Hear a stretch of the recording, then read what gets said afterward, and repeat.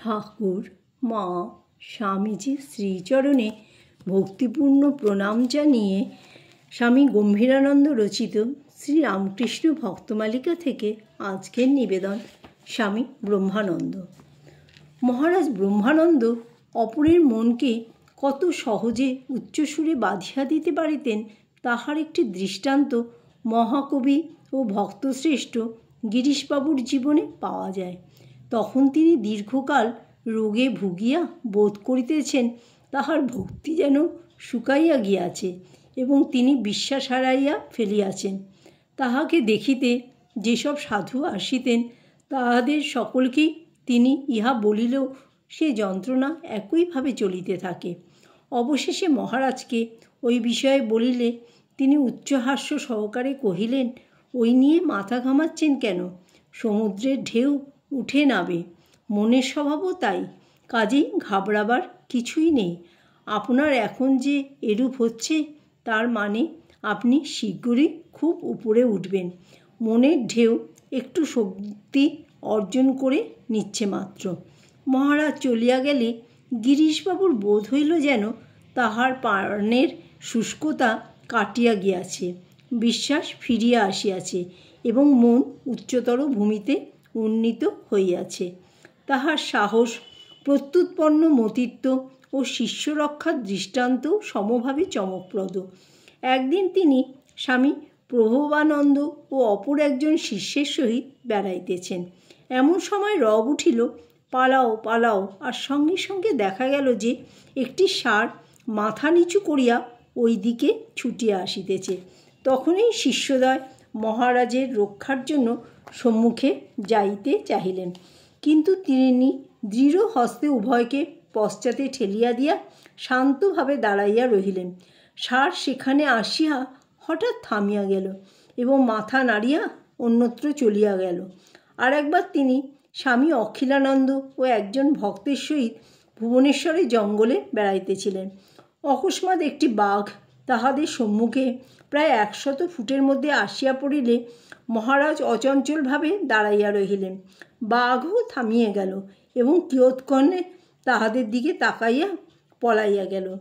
যাহা হোক, মহারাজের অসাধারণ ব্যক্তিত্বকে ফুটাইয়া তুলিবার উপযুক্ত এই জাতীয় দৃষ্টান্তের অভাব না থাকিলেও আমাদিগকে বাধ্য হইয়াই সে প্রলোভন ত্যাগ করিয়া জীবন ইতিহাসের ধারায় ফিরিতে হইবে।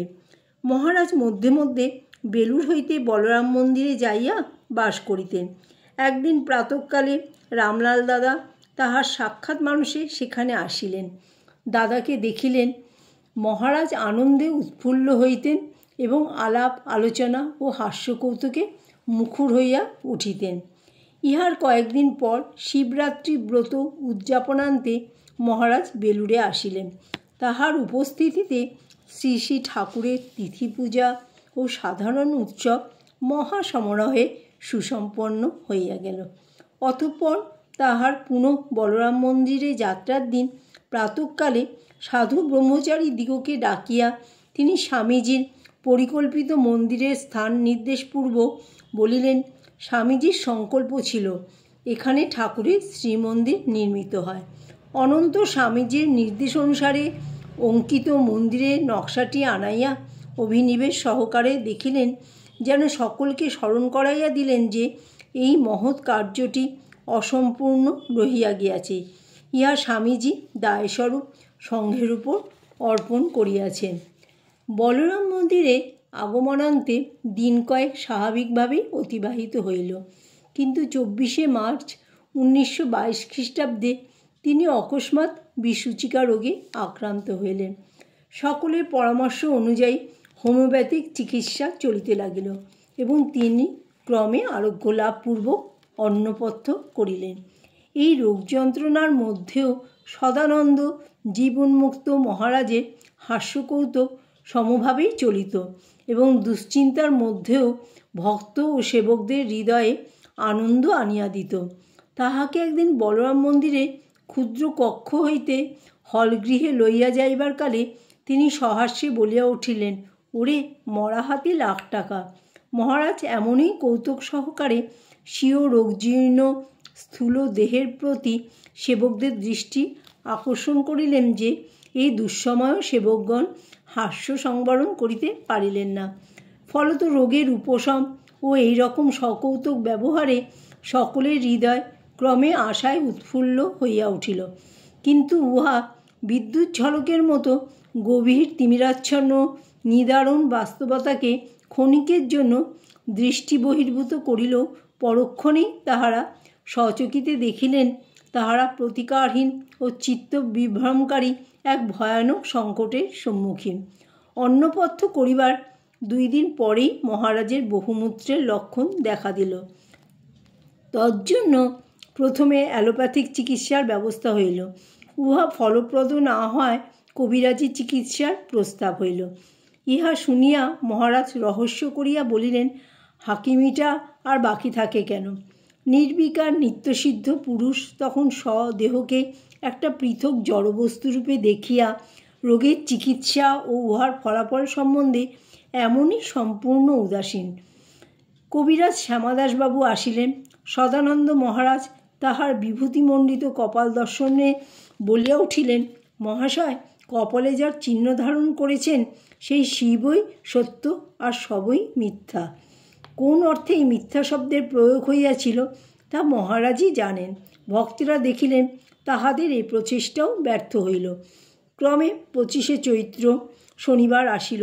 সেই দিন রাত্রি 9টার সময় সাধু ব্রহ্মচারী ও ভক্তদিগকে নিকটে ডাকিয়া মহারাজ একে একে সকলকে সস্নেহে আশীর্বাদ করিয়া বলিলেন, ভয় পেও না, ব্রহ্মসত্য, জগৎ মিথ্যা।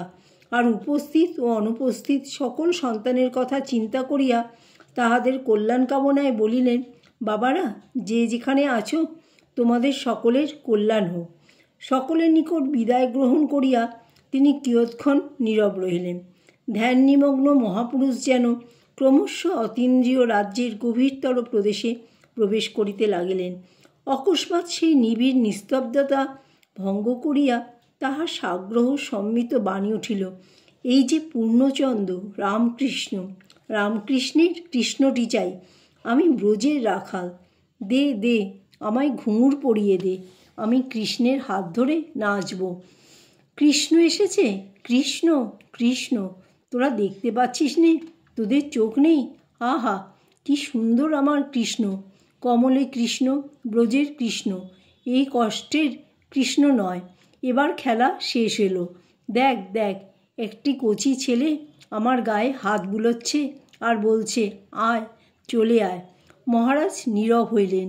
এইভাবে রবিবারও কাটিয়া গেল। পরদিন 10ই এপ্রিল 27শে চৈত্র সোমবার রাত্রি 9:45 শ্রীরামকৃষ্ণের মানসপুত্র রাখাল নিত্যলীলায় প্রবেশ করিলেন। মঙ্গলবারে সেই পুত দেহ বেলুর মঠে আনিত ও পুষ্প, চন্দন, ধূপ, অগুরো প্রভৃতির সহিত পবিত্র হোমাগ্নিতে আহুত হইল। জয় ঠাকুর, জয় মা, জয় স্বামীজি।